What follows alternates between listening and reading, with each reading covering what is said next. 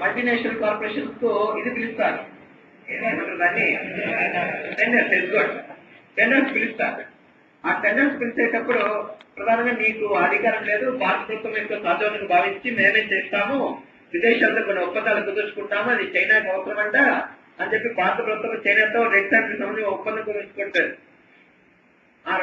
ఈ red sand అనేది ప్రధానంగా ఎవరి సాధ్యం ఉన్నది?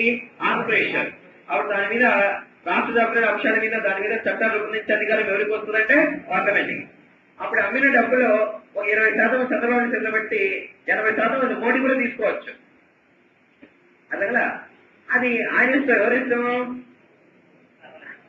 కేంద్ర ప్రభుత్వం ఇష్టం. మీకు గమనించారో లేదో, 31C ఆర్టికల్, అది 31C ఆర్టికల్ ఇదేమంటుంది? 39C అంటే రాష్ట్రంలో ప్రభుత్వ నియంత్రణ ఉండాలి, జాతీయ సంపద ప్రజలకు డిస్ట్రిబ్యూట్ చేయాలి, వీటికి సంబంధించి తగిన చట్టాలను పార్లమెంటు ప్రభుత్వంగా రూపొందిస్తే ఆ వ్యక్తుల యొక్క ప్రాథమిక హక్కులు విఘాతం ఏర్పడినా లేదా రాష్ట్ర ప్రభుత్వం యొక్క ప్రాథమిక హక్కులు విఘాతం ఏర్పడినా ఆ మేరకు ఆ చట్టాలే చెల్లుతాయని పేర్కొంటుంది 31C. అనంటే కాదక్కడ గమనించాల్సి ఉంటుంది. అంతవరకు ఎందుకయ్యా? మనకు 2 ఎకరాల పొలం ఉంది, 2 ఎకరాల పొలంలో దున్నుకున్నాం, మనకు 2 లంకి బిందెలు దొరికాయి, అది మనం ఇంట్లో తెచ్చుకొని వాడుకోవడానికి ఉందా? ఎవరు పట్టుకొని వెళ్తారు? ఓటమే. సరే, నీకు ఈడ పొలం ఉంది, ఈడ పక్కన పొలం ఉంది, వాడికి బోర్ వేసుకున్నాడు, ఈడ పొలంలోకి పైపు తీసుకెళ్లాలా, ఈడు నేను నా భూమిలో ఈడు పైపు వేసుకోకూడదు లోపల అంటే అనుకున్నా, ఈడు నో అనగలా. వీరికి దాని కొద్దిగానే అప్పుడు పైన భూమి మీదనే మన మిగతా హక్కు అంతే ఉంది గవర్నమెంట్ది. కాబట్టి అరెస్ట్ చేసేస్తారు వాడిని, ఖచ్చితంగా పర్మిషన్ ఇవ్వాలి వాడు. అదగలా? అవునయ్య బాబు. ఓకే, ఇంకా ఇక్కడ బోర్ వేస్తాడు అనుకుందాం ఒకడు, అదగలా.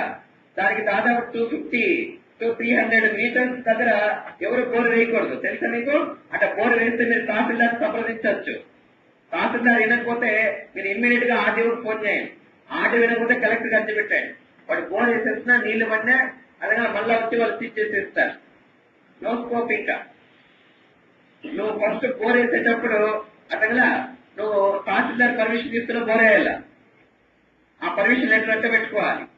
మళ్ళీ దాని కరెంటు సీట్ కోసం మళ్ళీ తహసీల్దార్ దగ్గర మళ్ళీ అప్లికేషన్ పెట్టాలి, అప్లికేషన్ కూడా అంటే పెట్టుకోవాలి. రేపు పొద్దున్న నీకు వితౌట్ పర్మిషన్ ఆఫ్ తహసీల్దార్ వేసారు, నీ బోర్డు కూడా సీల్ చేస్తానంటారు వాళ్ళు తహసీల్దార్. దీనికి ఎవిడెన్స్ వస్తావన్నీ. అవునయ్యా బాబు. లీగల్ వేరే, ఇల్లీగల్ వేరే. నువ్వు లీగల్ యాక్టివిటీస్ అంతా రికార్డు ఉండాలి నీ దగ్గర. అవునయ్యా. డబ్బులు వైట్ మనీ, బ్లాక్ మనీ అనే కలర్లు తేడా ఉండవు. అదగలా వైట్ మనీ అంటే దానికి tax pay money, without tax pay money black money. Agriculture మీద ట్యాక్స్ ఉంటుందా? ఉండదు, వాళ్ళకి అది వైట్ మనీ. గమనించాలి సార్. సరే, నెక్స్ట్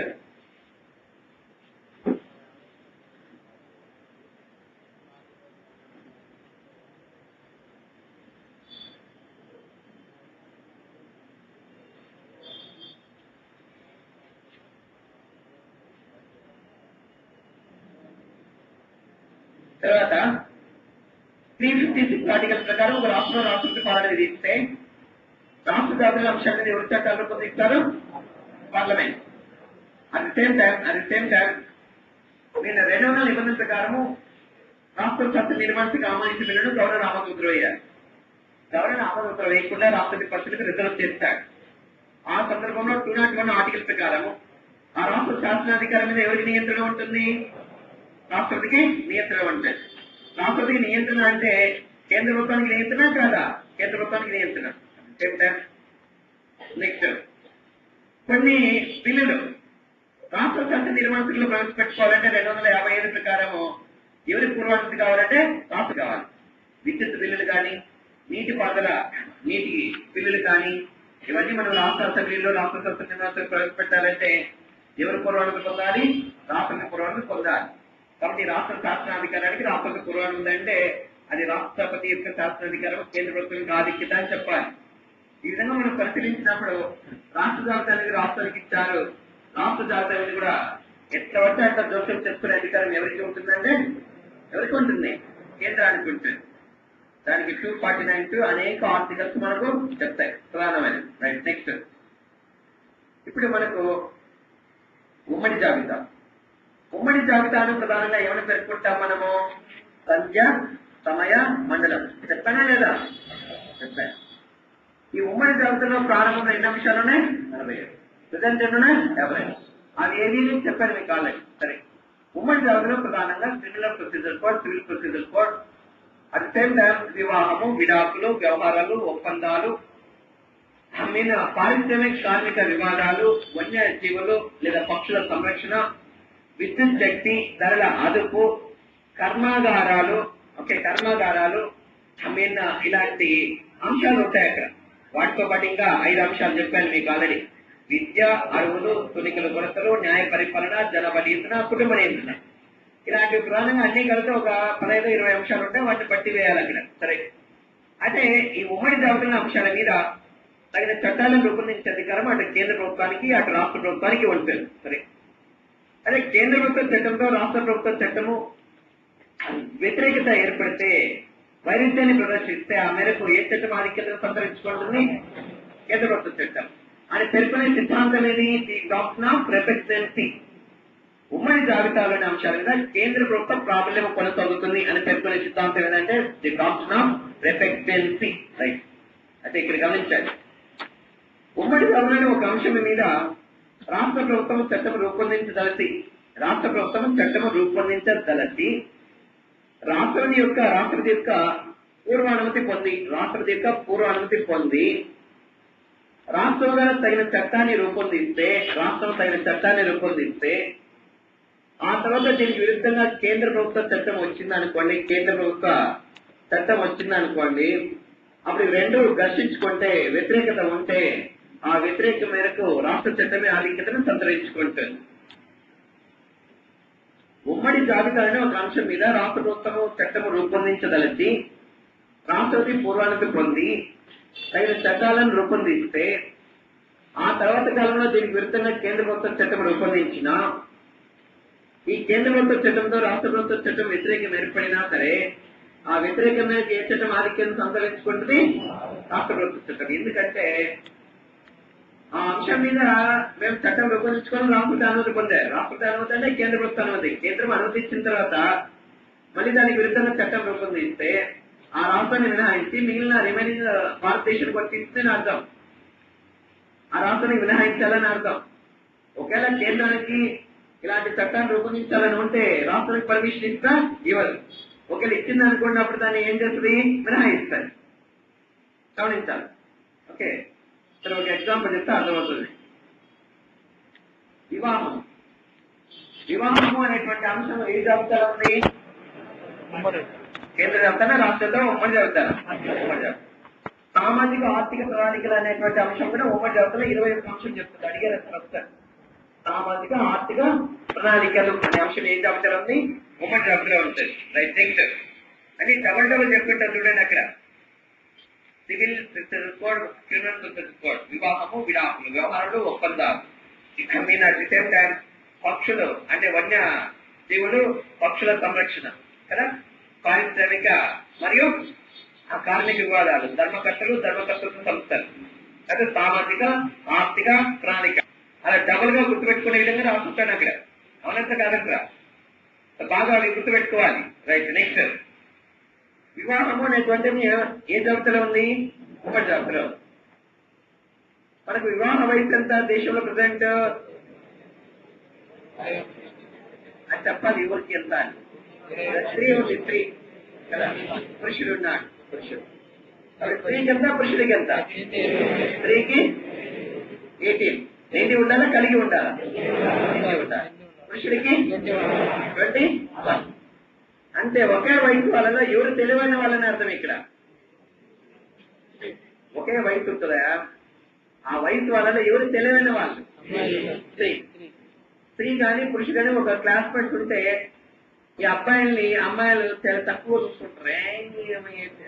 పట్టించుకోవడం తెలుసా మీకు? వీళ్ళ కోసం 5 క్లాస్ వాళ్ళు వస్తుంటారు ఇక్కడికి. లేదా మీరు మేము చూసాము ఎట్లాంటివి. అంటే ఒకే వయసు ఉండేటప్పుడు అబ్బాయి కన్నా అమ్మాయి చాలా తెలివితేటలు ప్రదర్శిస్తుందని అర్థం. ఇప్పుడు వీళ్ళు ఒకే వయసులో ఉన్నారనుకో, అదలా ఎవరికి ఎక్కువ జాబ్ ఆపర్చునిటీస్ ఛాన్స్ ఉందని అర్థం, వీళ్ళకని అర్థం. కానీ ఎందుకు ఇట్లాంటి కాంపిటేటివ్ ఎగ్జామ్స్ వీళ్ళు సక్సెస్ కాలేకపోతున్నారంటే దానికి ప్రధాన కారణము 10th ఇంటర్ తర్వాత అమ్మాయి చాలా బాధలు భరిస్తుంది. ఆ అమ్మాయికి ఉండే వేదన సినిమా కష్టాల రూపంలో ఉంటాయి. అలాగలా ఇంట్లో అమ్మా నాన్న నిద్ర కుంపట్లా చూస్తారు. అలాగలా అన్న తమ్ముడికి సర్వీస్ ఇయ్యాలి. బయట వస్తే వేధింపులు, ఆఫీస్కి వస్తే వేధింపులు, క్లాస్కి వస్తే అట్ట ఇట్ట చుట్టుకొట్టి మాటలు. ఇంకా ఆమె ఎప్పుడు పిల్లలు పుట్టినా అట్లే, మనమల్ని వచ్చినా అంతే, చనిపోయేటప్పుడు కూడా అంతే. కాబట్టి స్త్రీ పుట్టినప్పటి నుంచి ఇట్టే వరకు ఇట్లాంటి మూర్ఖం ఉన్న కొడుకుల దగ్గర వేదన భరిస్తూ ఉండాలి. ఎట్లాంటి వాళ్ళు? అట్లాంటి వాళ్ళు మన కాదు, మన మంచి పిల్లలు అవునంటే కాదంటారా. కాబట్టి అందుకని మీరు గమనించడం లేదు, 10th క్లాస్ రిజల్ట్స్ వస్తే బాలికల ఉత్తీర్ణ శాతము అధికం, ఇంటర్మీడియట్ రిజల్ట్స్ వస్తే బాలికల ఉత్తీర్ణ శాతము అధికం. మరి డిగ్రీ ఇంజనీరింగ్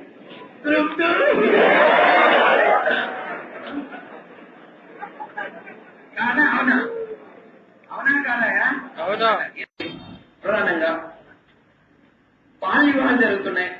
బాల్య వివాహాలు జరిగేటప్పుడు ఏజ్ ఉంది 18-21. అప్పుడు ప్రభుత్వానికి ఇది ప్రాబ్లం కాదా? ప్రాబ్లమే. ఎట్లా ప్రాబ్లము?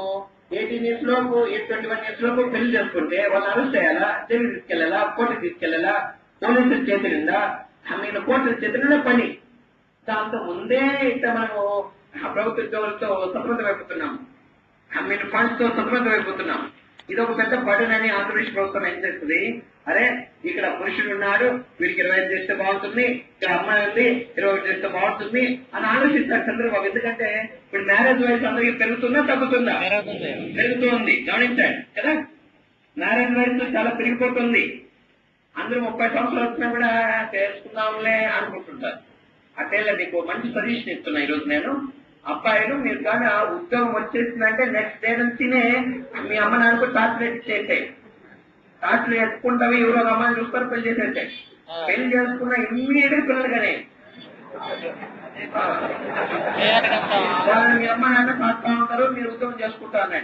అట్లే ఇది 30 సంవత్సరాలు పెళ్లి చేసుకునేది 40 సంవత్సరాలు పిల్లలు కానీ, అప్పుడు పిల్లలు లేకపోతే ఏదో తరుగుబోతే పద్ధతితో ఏదో సంతాన సాఫల్య కేంద్రాలు ఉంటాయి, అక్కడ వాడు సంప్రదించుకుంటా ఉండవే. నేను చెప్తున్నా చేసుకోకూడదా?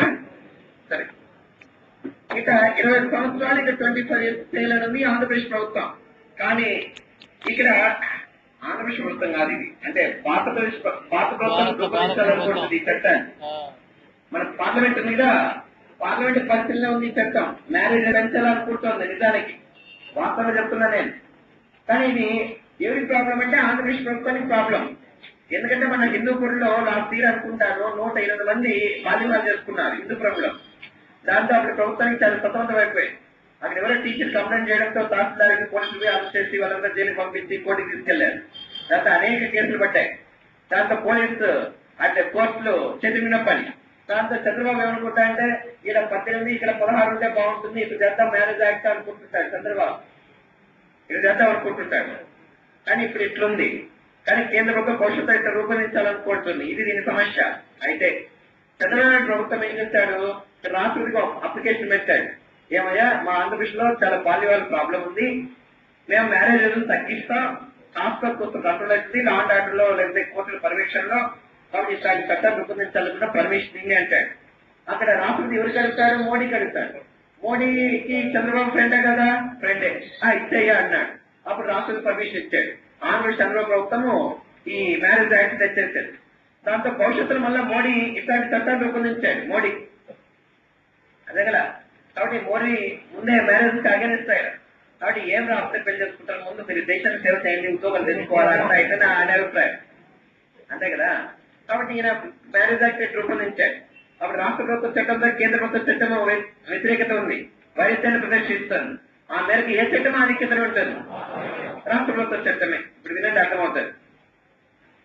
రాష్ట్ర ప్రభుత్వము ఉమ్మడి జాబితాలో ఒక అంశం మీద చట్టం రూపొందించదలిచి రాష్ట్రపతి పురాణకు నుండి తగిన చట్టాన్ని రూపొందిస్తే ఈ చట్టము కేంద్ర ప్రభుత్వ చట్టంతో వ్యతిరేకత ప్రదర్శిస్తే ఆ వైరుధ్యాన్ని అనుసరించి ఏ చట్టం ఆధిక్యత అంటే రాష్ట్ర ప్రభుత్వమే. రైట్, నెక్స్ట్ అడిగారు ఈ పాయింట్. మామూలు పరిస్థితుల్లో ఉమ్మడి జాబితాలో అంశాల మీద కేంద్ర రాష్ట్ర ప్రభుత్వ చట్టాల్లో ఏ చట్టం ఆధిక్యత? ఆ అంశాన్ని మనం ఏ రాష్ట్రం నుండి గ్రహించాము? ఉమ్మడి జాబితా అనేటువంటి అంశాన్ని ఏ రాష్ట్రంలోని ఆస్ట్రేలియా. ప్రపంచంలో ఉమ్మడి జాబితా అనేది కేంద్రానికి ఇచ్చిన దేశం ఏది? నిజమైన సమాఖ్య కెనడా కాదు, నిజమైన సమాఖ్య అమెరికా. అమెరికాలో రాష్ట్ర జాబితా, ఉమ్మడి జాబితా, అవశిష్ట అధికారాలు అన్ని ఎవరికి ఉంటాయి? రాష్ట్రానికి. నిజమైన సమాఖ్యలో రాష్ట్రాలకు ప్రాబల్యం ఉంటుంది. కేంద్ర ప్రభుత్వంలో కేంద్రానికి ఎక్కువ ప్రాబల్యం ఉంటుంది. మనది కేంద్ర ప్రాబల్యం అంటే సమాఖ్య, ఎక్కువ అంశాలు ఎవరుకుంటే కేంద్రానికి ఉంటాయి. అక్కడ మన centralised federation, not central government, centralised federation అంటారు. అమెరికా ప్యూర్ ఫెడరేషన్, మనది centralised federation. I mean Britain వచ్చి ప్యూర్లీ యూనిటరీ, అది పూర్తిగా ఏకకేంద్రం. మన ఏకకేంద్రం సమాఖ్య. అమెరికా వచ్చి ప్యూర్ ఫెడరేషన్, పూర్తి సమాఖ్య. గమనించాలి. సరే, తర్వాత ఇప్పుడు పరిపాలన అంశాలతో పాటుగా ఇంకా ఒక అంశం ఉంది, అవశిష్ట అధికారం. అవశిష్ట అధికారాలు. ఓకే, అవశిష్ట అధికారాల గురించి ఏ ఆర్టికల్ పేర్కొంటుంది? 248 ఆర్టికల్. అసలు అవశిష్ట అధికారము అనగానేమి తెలుసుకోవాలి. అవశిష్ట అధికారము అనగా చూడండి, మీన్ కేంద్ర జాబితా, రాష్ట్ర జాబితా, ఉమ్మడి జాబితా, ఈ 3 జాబితాలలోనూ ప్రస్తావించిన ఒక అంశాన్ని ఏమంటారు? అవశిష్ట అధికారం. 2. ఈ 3 జాబితాలను ఏ షెడ్యూల్లో పేర్కొన్నారు? 7వ షెడ్యూల్. 7వ షెడ్యూల్లో పేర్కొనబడిన ఒక అంశాన్ని అవశిష్ట అధికారం అంటారు. అడిగే ప్రశ్న తీరు. నెక్స్ట్ 3, ఈ 7వ షెడ్యూల్ గురించి ఏ ఆర్టికల్ పేర్కొంటుంది? 246 ఆర్టికల్. 246 ఆర్టికల్ రాజ్యాంగం అంతర్భాగం కాదా? అంతర్భాగం. కాబట్టి రాజ్యాంగంలో ప్రస్తావించిన ఒక అంశాన్ని అవశిష్ట అధికారం అంటారు. సరే, అటు ఏ జాబితాలో పేర్కోలేదు, ఏ షెడ్యూల్లో పేర్కొనలేదు, ఏ ఆర్టికల్లోనూ పేర్కొనలేదు. అంటే మిగులు అధికారాలు, మిగులు అని అర్థం. ఈ మిగులు అధికారాలు కూడా ఏమంటారు? అవశిష్ట అధికారాలు అంటారు. ఇప్పుడు వినండి, అర్థమవుతుంది. 3 జాబితాలలో ప్రస్తావించిన ఒక అంశాన్ని, 7వ షెడ్యూల్లో ప్రస్తావించిన ఒక అంశాన్ని, రాజ్యాంగంలో ప్రస్తావించిన ఒక అంశాన్ని, మిగులు అధికారాలను అవశిష్ట అధికారాలు అంటారు. ఈ అవశిష్ట అధికారాన్ని రాజ్యాంగము ఎవరికి అందించిందంటే కేంద్రానికి అందించేది. అంటే కేంద్రానికి అవశిష్ట అధికారాన్ని ఇవ్వాలి అనే అంశాన్ని రాష్ట్రాల నిర్మాతలు ఎక్కడి నుంచి గ్రహించారంటే కెనడా నుంచి గ్రహించారు. కెనడా నుంచి. మరి ఈ అవశిష్ట అధికారాల మీద తగిన చట్టాలను రూపొందించే అధికారం ఎవరికి ఉందంటే పార్లమెంట్కి ఉంది. అదే ఒక అంశం ఉంది, ఒక అంశం.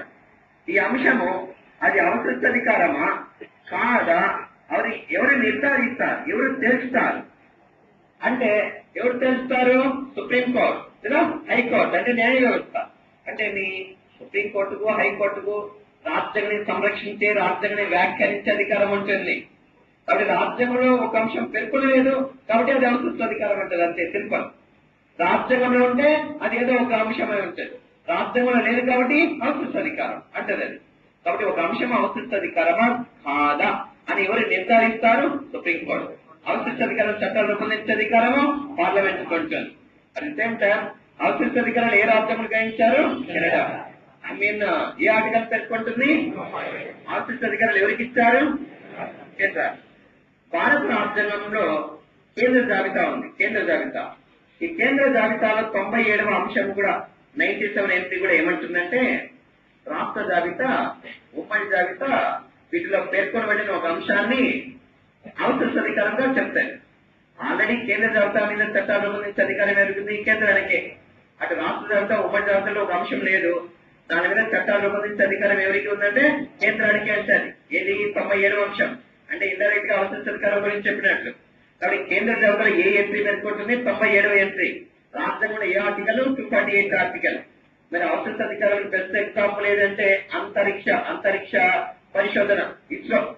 ఈ అంతరిక్ష పరిశోధన అనేది ఏ జాబితాలో ఉంది? ఏ జాబితాలో కూడా లేదు. సుప్రీంకోర్టు ప్రధాన న్యాయమూర్తి సిఆర్టీ ప్రతిపాదకన నియమించబడతాడు. అది రాజ్యాంగంలో ఎక్కడ పేర్కొన్నారు? పేర్కొనలేదు. కాబట్టి అది అవసర అధికారమా కాదా?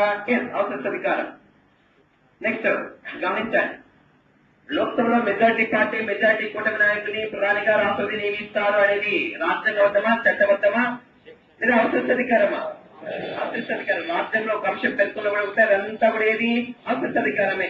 మీ ఇష్టం ఏదైనా వేసుకోవచ్చు మీరు. ఈ విషయాన్ని రాజ్యాంగంలో ప్రస్తావించలేదు అని నేను ఎక్కడైనా చెప్పాననుకో, అదంతా అవసర అధికారమే. ఫర్ ఎగ్జాంపుల్, ఉపరాష్ట్రపతి తొలగింపు తీర్మానాన్ని మొదట రాజ్యసభలో ప్రవేశపెట్టాలి. రాజ్యసభ ఆమోదంతో అది లోక్సభకి వెళ్తుంది. ఆ సందర్భంలో లోక్సభ ఎంత కాలంలోపు ఆ బిల్లును ఆమోదించాలి అనే విషయం రాజ్యాంగంలో పేర్కొన్నారా? పేర్కొనలేదు. మరి అంశాన్ని ఏమంటాం మనము? అవసర అధికారం అంతే. నీకు ఎక్కడైనా ఒక సందర్భం ఎదురైందనుకో, రాజ్యాంగంలో దీన్ని ప్రస్తావించలేదు అన్నాం, అదంతా ఏది? 7వ షెడ్యూల్లో ఒక అంశాన్ని ప్రస్తావించలేదు, అదంతా ఏది? నేను 3 జాబితాలో ప్రస్తావించలేదు, ఏది? మిగులు అధికారం అంటే ఏమి? అంతే. దీని క్లారిటీ కాదు, ఇంకా అవసరం లేదు. ఓకే, అది మనకు ఇప్పుడు కేంద్ర రాష్ట్రంలో శాసన సంబంధాలు. Okay right. ఇప్పుడు మనము పరిపాలక సంబంధాలు, ఆర్థిక సంబంధాలు, కమిటీలు, కమిషన్ చెప్పుకోవాలి. ఓకే, బాగా ఎక్స్టెన్సివ్గా వెళ్ళిపోయింది. ఎంత అయిపోయిండాలి ఇది. Okay good. సరే మనం స్టార్ట్ చేద్దాం. చెప్పారా అది పరిపాలక సంబంధాలు? ఎంత టైం? సరే అయిపోయింది కదా.